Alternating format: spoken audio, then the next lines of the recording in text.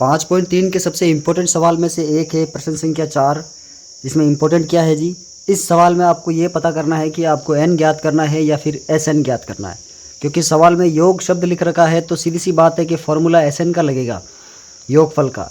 लेकिन अब आप AP आपको दे रखी जिसमें A और D आप आराम से ज्ञात कर सकते हैं। लेकिन 636 को आप क्या मानेंगे, Sn मानेंगे या n मानेंगे? तो चलिए इसकी बात करते हैं।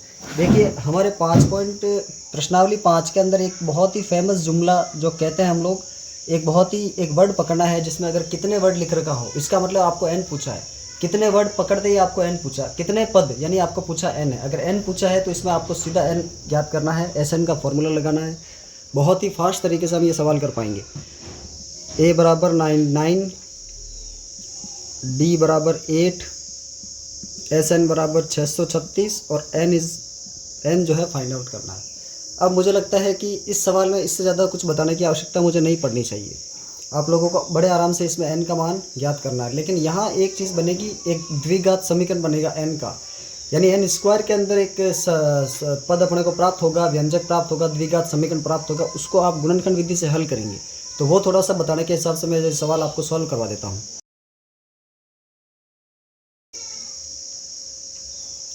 Sn की जगह पर हम रखेंगे 636, n हमें ज्ञात करना है, और a की जगह पर हम रखेंगे 9, n हमें ज्ञात करना है, और d की जगह पर हम रखेंगे 8।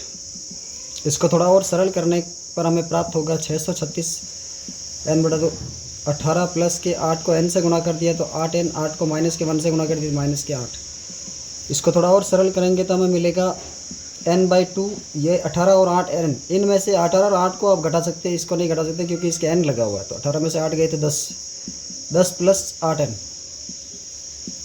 अब 2 से काट सकते हैं, 2 5 ज़ा 10, 2 4 ज़ा 8, ऊपर 5 और 4 बचा है। यानी फिर से हमारा 636 बराबर n बाहर, अंदर 5 प्लस 4n। अब इसको अंदर गुणा कर देंगे तो क्या प्राप्त होगा? 636 5n प्लस 4n स्क्वायर। अब 4n स्क्वायर के अंदर एक द्विघात समीकरण के टाइप का हमको इक्वेशन मिला है। तो इसका जो रिजल्ट होगा वो क्या होगा जी? देखिए ये बिल्कुल सिंपल ऐसा होगा। अगर ये आपको नहीं समझ में आया तो आप हमसे फिर पूछ सकते हो कि सर ये कैसे हुआ, बाकी इसका ऐसे होगा। इसको सरल करने के लिए इसके टुकड़े करेंगे। 636 को 4 से गुणा करो, 644 के अगर आप फैक्टर करेंगे तो फैक्टर करने पर आपको इसके गुणनखंड मिलेंगे 48 और 53। तो 48 53 का गुणनफल 2544 होता है, और इनके जो प्लस माइनस लेंगे क्योंकि अलग अलग चिन्ह होने पर ये माइनस का 2544 और 48 में से 53 गए तो 5 बचे। द्विघात समीकरण है। ये प्रश्नावली आपको मैंने पढ़ा रखी है, मुझे लगता है कि ये समझ में आ जाएगा, आपको आगे होगा आराम से। माइनस के 48n प्लस के 53n माइनस के 636 इज इक्वल टू 0। कॉमन लेंगे 4n तो बचेगा n माइनस के 1 2, प्लस के 53 कॉमन लेंगे तो आप सीधा सीधा n माइनस 1 2 लिख दीजिए बराबर 0।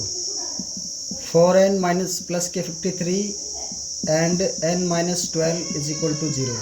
ये नहीं हो सकता, इसका मान माइनस में आएगा, n का मान प्लस में आता है, तो अपने पास n इज इक्वल टू 12। तो आपका n का मान जो है 12 है। इस प्रश्नावली, इस सवाल का आंसर ये होगा। मैं उम्मीद करता हूँ कि आप लोगों को ये सवाल समझ में आया होगा।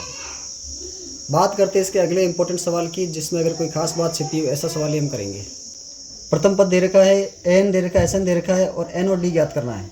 तो इस सवाल को हम n से एक समीकरण बनाएंगे, Sn से दूसरा समीकरण बनाएंगे, और फिर दोनों को हल करेंगे। सबसे पहले आप क्या करेंगे? n is equal to a plus n minus 1 into D.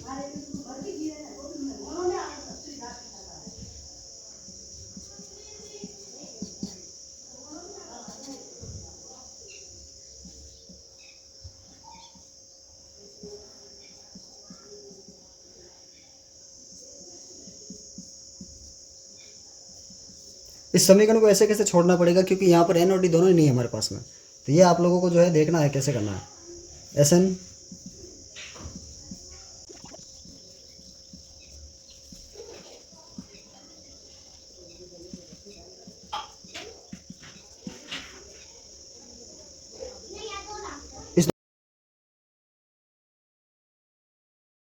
ये समीकरण 2 बना लीजिए इसको। अब समीकरण 1 से आप ऐसा करेंगे, सीधा सीधा इसका मान पुट करेंगे हम। देखिए मैं कैसे आप लोगों को समीकरण 1 से, सबसे पहले आपको लिखना समीकरण 1। समीकरण 1 हमारे पास में क्या है जी? 45 में से 5 गए तो 40 बराबर n माइनस 1 डी। अब यहाँ से हम d को उधर ट्रांसफ़र कर रहे हैं, तो यहाँ पर जो है n-1 का मान होगा 40/d, 40/d, और इसकी वैल्यू होगी n-1 की। ये n-1 का मान ऐसे कैसे यहाँ समीकरण 2 में पुट करेंगे। n-1 का मान समीकरण 2 में रखने पर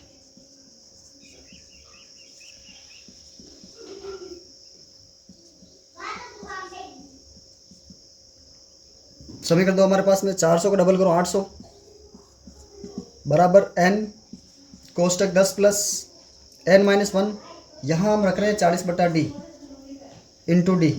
आप देख सकते हैं कैसे हुआ। अब डी से डी कट गया, ये विलोपन हो गया डी का, और यहाँ n का मान कैसे प्राप्त होगा। देखिए 800 is equal to n bracket 10 और 40 दोनों को जोड़ दीजिए 50, इस 50 को इधर डिवाइड कर दो 800 में, बिल्कुल डिवाइड होगा। ये n का मान आ गया अपने पास में, 5 1 5, 5 6 30, n is equal to 16, n का मान 16 आया। अब आपको डी का मान ज्ञात करना है। कैसे करेंगे, यहाँ पर 16 रखेंगे या फिर आप यहाँ रख दो 16, 15, 40, 15, 40 में। डी आपका आप लोगों का होमवर्क है, आप लोगों को करना है। क्वेश्चन नंबर 5, छठे सवाल में आप लोगों को प्रथम पद और अंतिम पद दे रखा है और सार्वंतर दे रखा है, तो इसमें कितने पद होने चाहिए, इनका योग क्या है। तो ये जो सवाल है आप लोगों को अटेंड करना है। किस तरीके से करेंगे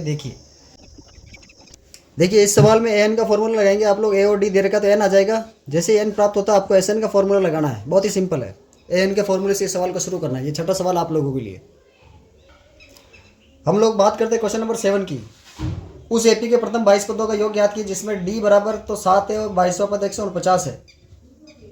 d 7 है और 22वां पद 149 है। जब आप 22वां पद 149 लिखेंगे तो यहाँ पर आपको तीन चीज़ें मिलेगी, d n और 149 an। 7वें सवाल का हिंट दे देता हूँ मैं। d दे रखा है 7, a 22 दे रखा है 149, और आप जानते हैं कि a 22 को a प्लस 21d लिख सकते हैं बराबर 149। अब d का मान हमारे पास में पड़ा है 21 गुणा 7 बराबर 149, 21 सतह 147, 149, a बराबर 149 माइनस 147, a की वैल्यू आई हमारे पास में 2।